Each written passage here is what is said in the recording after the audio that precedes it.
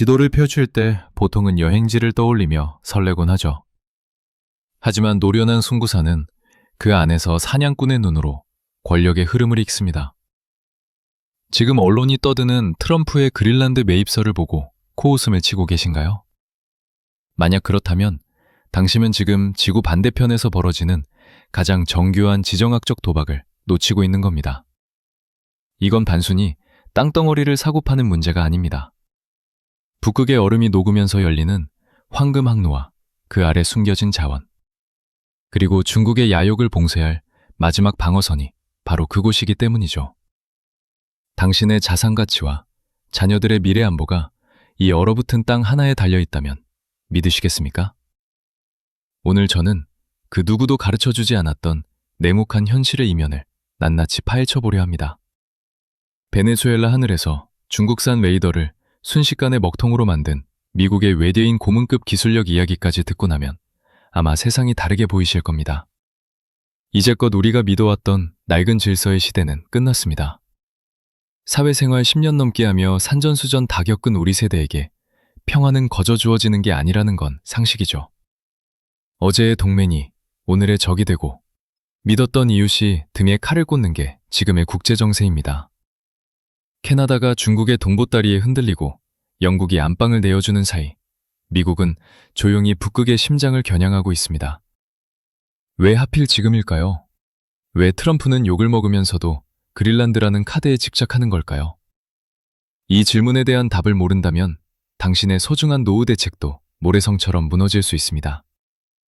이번 영상에서는 단순한 뉴스 브리핑을 넘어 돈과 힘이 움직이는 진짜 법칙을 이야기하겠습니다. 정신 똑바로 차리지 않으면 나도 모르는 사이에 거대한 톱니바퀴에 깔려버릴 수 있는 무서운 시대니까요. 지금부터 진짜 전쟁이 시작됩니다. 그린란드는 이제 단순한 얼음덩어리가 아닙니다. 미래의 황금문을 여는 유일한 열쇠입니다. 지구온난화로 북극의 빙하가 녹아내리면서 전 세계 물류의 판도를 뒤흔들 거대한 해상 통로가 우리 눈앞에 펼쳐지고 있기 때문이죠. 과거에는 상상도 못했던 북극 항로가 열리면 기존 수에즈 운하를 이용하던 경로보다 운송 시간이 무려 40%나 단축됩니다.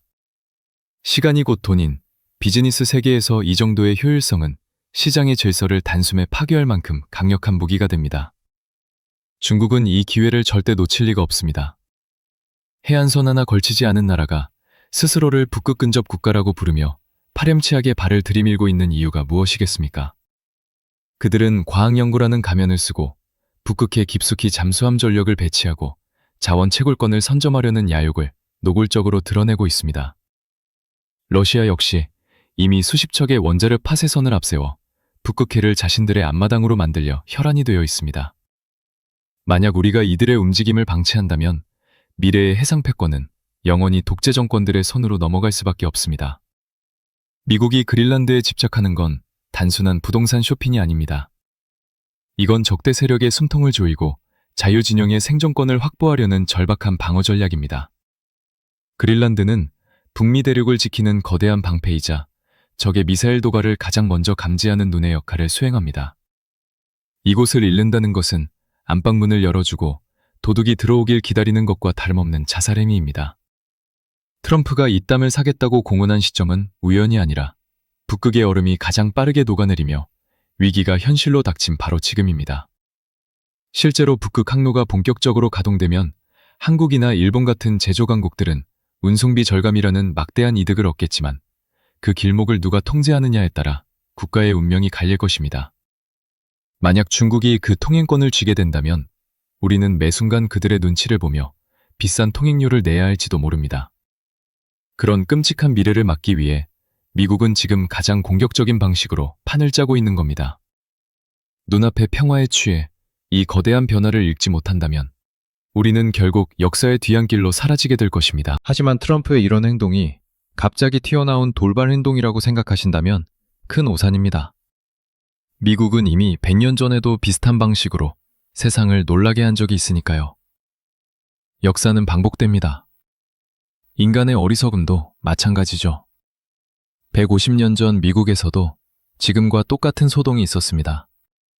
당시 국무장관 윌리엄 수어드가 러시아로부터 알래스카를 720만 달러에 샀을 때 미국 대중은 그를 미친 사람 취급하며 그 넓은 땅을 수어드의 얼음 상자라고 비웃었습니다. 쓸모없는 얼음 덩어리를 사는데 국가 예산을 낭비했다며 언론은 연일 비난을 쏟아냈고 정적들은 그를 탄핵해야 한다고 주장했습니다. 하지만 수어드는 흔들리지 않았습니다. 그는 눈앞의 얼음이 아니라 그 뒤에 숨겨진 거대한 안보의 가치와 미래의 가능성을 보았기 때문입니다. 결과는 어땠습니까? 불과 몇십 년 만에 알래스카에서 거대한 금광과 무궁무진한 석유 자원이 쏟아져 나오기 시작했습니다. 경제적 이득은 시작에 불과했습니다. 세계대전과 냉전 시기를 거치며 알래스카는 소련의 코앞에서 북미 대륙을 지키는 가장 강력한 전략적 요충지가 되었습니다. 만약 그때 미국이 알래스카를 사지 않았다면 지금의 러시아 잠수함과 미사일 기지는 캐나다 국경 바로 위에 배치되어 있었을 겁니다. 생각만 해도 아찔한 시나리오가 아닙니까? 단돈 몇백만 달러로 미국은 국가의 운명을 바꿀 최선의 방어선을 구축한 셈입니다.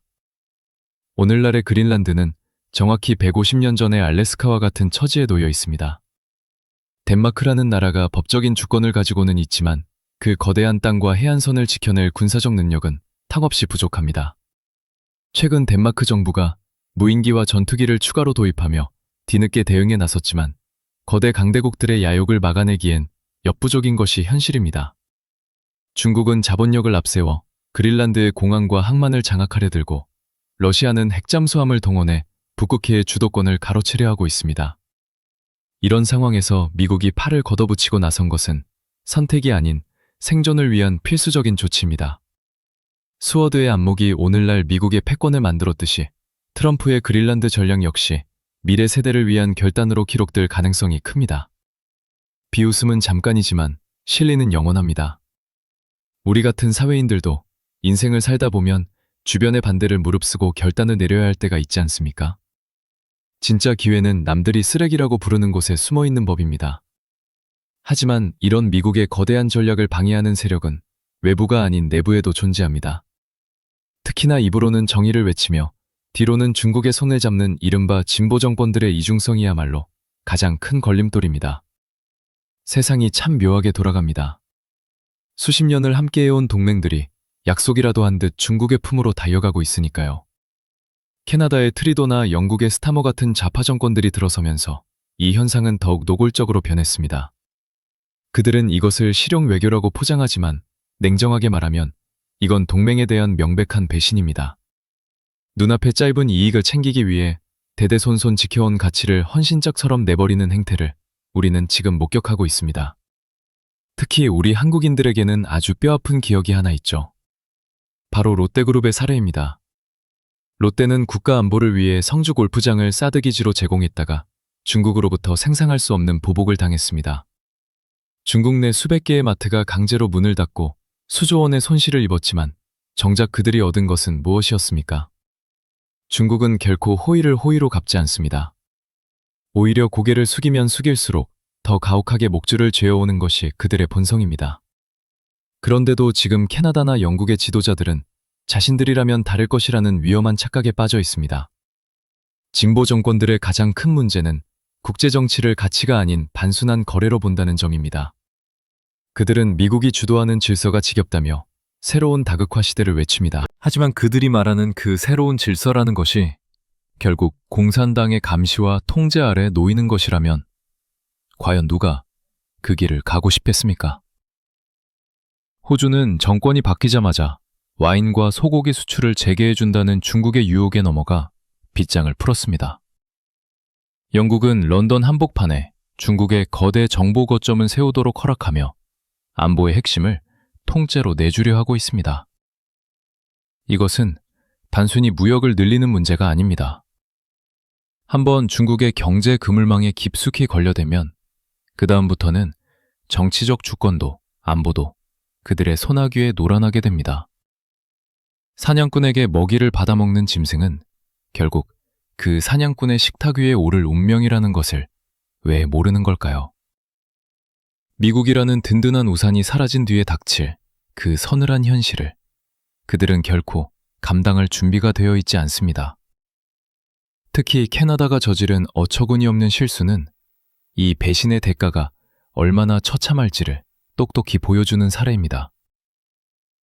캐나다의 최근 행보를 보면 정말 혀를 내두를 수밖에 없습니다. 보물 창고를 열어두고 길거리에 돌멩이를 줍는 격이니까요. 중국이 카놀라유 수입 관세를 85%에서 15%로 낮춰준다는 소식에 캐나다 정권은 마치 큰 승리라도 거둔 양 기뻐하고 있습니다. 하지만 그 이면을 들여다보면 이건 독이 든 성배나 다름없습니다. 중국은 절대 이유 없는 친절을 베풀지 않는다는 사실을 왜 그들만 모르는 걸까요? 이 작은 당근을 받아먹는 대가로 캐나다는 자국의 심장부인 온타리오 자동차 산업을 통째로 중국산 전기차에 내주기로 했습니다. 저가 공세를 앞세운 중국 전기차가 밀려들기 시작하면 캐나다 노동자들의 일자리는 눈 녹듯 사라질 것입니다. 당장 농민들의 환심을 사기 위해 국가의 미래 먹거리인 제조업의 숨통을 조이는 정치는 그야말로 하책 중의 하책입니다. 더 기가 막힌 사실은 캐나다 정보당국이 중국 국가안전부와 정보를 공유하려 한다는 소문입니다. 자유민주주의의 가치를 수호해야 할 국가가 시민의 사생활을 감시하는 독재 정권의 정보망에 스스로 발을 들이겠다는 발상은 그 자체로 재앙입니다. 미국은 이런 캐나다의 배신을 결코 좌시하지 않을 것입니다. 트럼프가 다보스에서 던진 한마디는 단순한 경고가 아니라 사형 선고에 가깝습니다. 미국이 없었다면 지금의 캐나다도 존재하지 않았을 것이라는 말은 뼈아픈 진실입니다.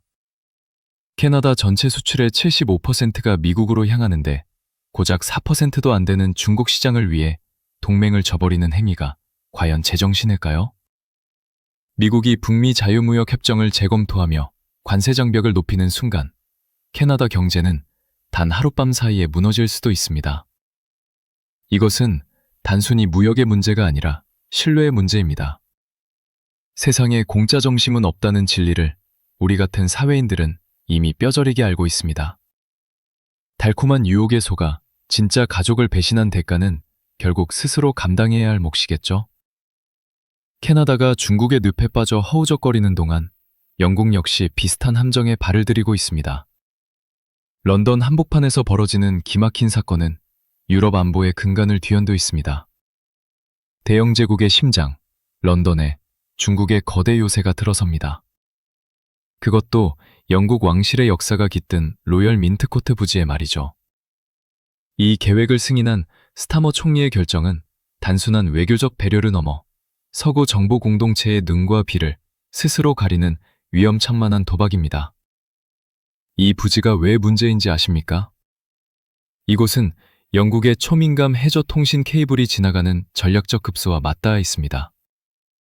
이곳에 중국의 슈퍼대사관이 세워진다는 것은 적군의 보청장치를 우리 집 안방 배전반 바로 옆에 설치하도록 허가하는 것과 다를 바 없습니다. 정보기관 관계자들은 이미 경고하고 있습니다. 건물의 지하 깊숙한 곳에서 어떤 디지털 스파이 행위가 벌어질지 그 누구도 장담할 수 없다는 사실을 말이죠. 영국은 혼자가 아닙니다. 미국과 호주, 그리고 캐나다와 뉴질랜드가 포함된 세계 최강의 정보동맹 파이브 아이즈의 핵심 멤버입니다. 한 곳에서 정보가 새어나가면 동맹 전체의 안보 체계가 도미노처럼 무너집니다. 미국의 마이크 존슨 하원 의장과 정보당국이 이례적으로 깊은 우려를 표명한 이유도 여기에 있습니다. 혈맹의 신뢰를 저버리고 중국의 압박에 굴복해 거대 대사관 건설을 승인한 것은 런던이 더 이상 서방의 든든한 보루가 아님을 자인하는 꼴입니다. 영국 의회 내부에서도 비판의 목소리가 들불처럼 번지고 있습니다. 30명의 의원이 동시에 반대기치를 올렸고 수십 년 경력의 정보위원장조차 이런 안보 불감증은 본 적이 없다며 개탄했습니다. 그럼에도 불구하고 현 정권은 경제 회복이라는 허울 좋은 명분을 내세워 독사에게 문을 열어주고 있습니다. 짧은 무역의 달콤함에 취해 국가의 근간인 정보자산을 통째로 넘겨주는 행위는 훗날 역사의 준엄한 심판을 피할 수 없을 것입니다. 하지만 이 모든 혼란의 근저에는 더 거대한 착각이 자리 잡고 있습니다. 바로 미국이 없는 새로운 세상이 올 것이라는 헛된 믿음이죠. 다극화 시대라는 말이 유행처럼 번지고 있습니다. 미국이 저물고 여러 강대국이 판을 나누어 갖는 시대가 왔다고들 하죠.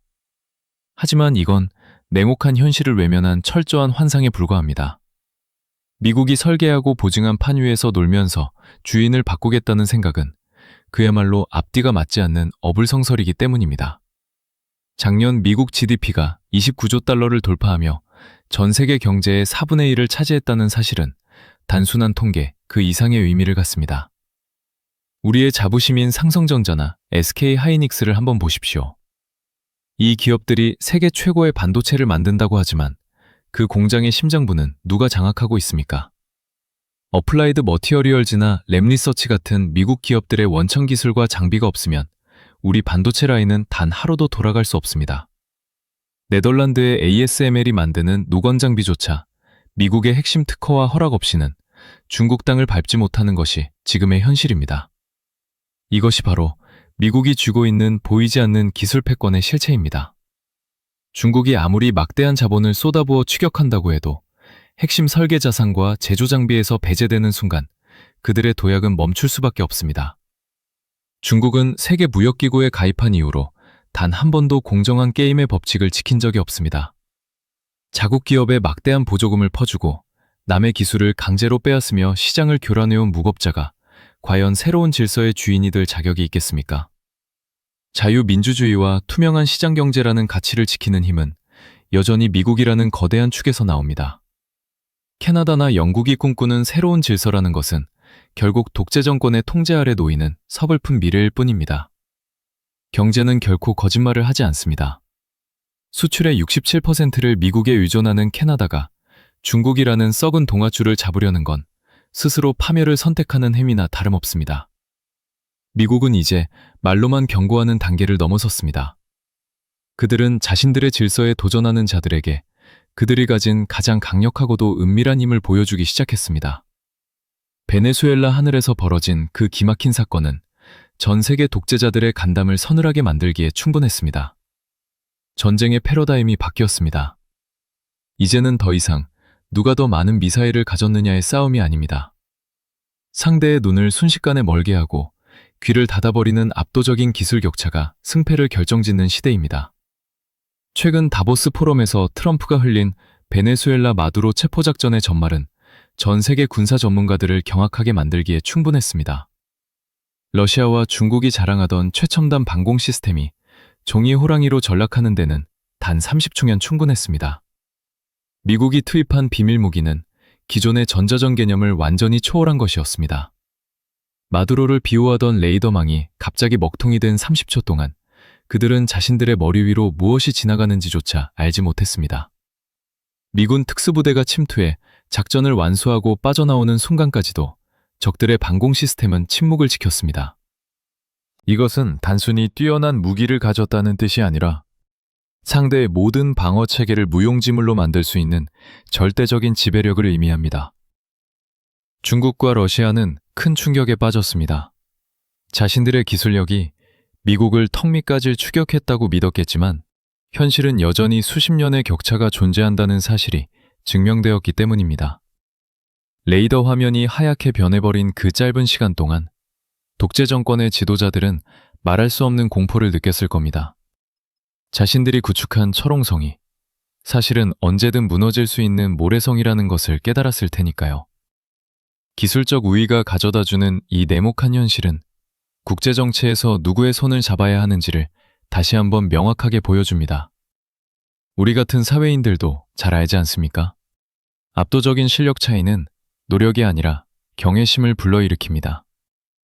미국이 보여준 이 외계인 공응급 기술력은 단순한 무력 시위가 아닙니다. 미국의 질서에 도전하고 독자적인 길을 가려는 국가들에게 던지는 가장 강력한 경고장입니다. 캐나다나 영국의 지도자들이 경제적 실리라는 명분으로 중국에 손을 내밀 때 미국은 이미 그들의 뒤에서 판 전체를 뒤흔들 카드를 만지작거리고 있었던 겁니다. 이제 세계는 더 이상 회색지대를 허용하지 않습니다. 미국의 압도적인 기술과 자본의 그늘 아래 남을 것인가, 아니면 검증되지 않은 새로운 질서라는 도박에 판돈을 걸 것인가를 선택해야 할 시간이 왔습니다. 마두로의 30초는 그 선택을 망설이는 이들에게 보내는 최후 통첩과 같습니다.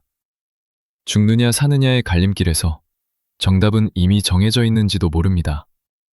마지막으로 우리가 이 거대한 격변의 시대를 어떻게 마주해야 할지 정리해 보겠습니다. 역사는 망설이는 자를 기다려주지 않습니다. 그린란드는 누군가에겐 거대한 기회의 방패가 되겠지만 변화를 외면한 자들에겐 차가운 무덤이 될 뿐입니다. 트럼프의 냉혹한 결단과 미국의 압도적인 기술력을 보며 우리가 깨달아야 할 진실은 명확합니다. 이제 중간지대는 사라졌습니다. 실리라는 이름 아래 양다리를 걸치던 시대는 끝났고 누구의 손을 잡느냐가 생존을 결정하는 유일한 기준이 되었습니다. 캐나다와 영국이 저지른 실수는 우리에게도 결코 남의 일이 아닙니다. 눈앞에 작은 이익을 쫓다가 거대한 해일 아래 깔려버릴지 아니면 강자의 질서 위에서 파도를 탈지 결정하는 것은 결국 우리의 몫입니다. 세상은 우리가 믿고 싶어하는 대로 돌아가지 않습니다. 오직 힘과 논리, 그리고 철저히 준비된 자만이 살아남는 것이 이 비정한 국제정세의 본질입니다. 오늘 우리가 나눈 이야기가 여러분의 통찰을 깨우는 날카로운 도구가 되었기를 바랍니다. 시대의 흐름을 읽는 자만이 거친 풍랑 속에서도 자신과 가족을 지킬 수 있는 법이니까요. 긴 시간 함께 해주셔서 감사합니다. 판단은 여러분의 몫이지만 그 결과는 머지않아 역사가 증명할 것입니다. 본 영상에서 제공된 정보는 객관적인 지정학적 분석을 바탕으로 제작되었으며 특정 국가나 정치적 입장을 대변하지 않습니다. 모든 판단과 선택에 따른 결과는 시청자 본인에게 귀속됨을 알려드립니다.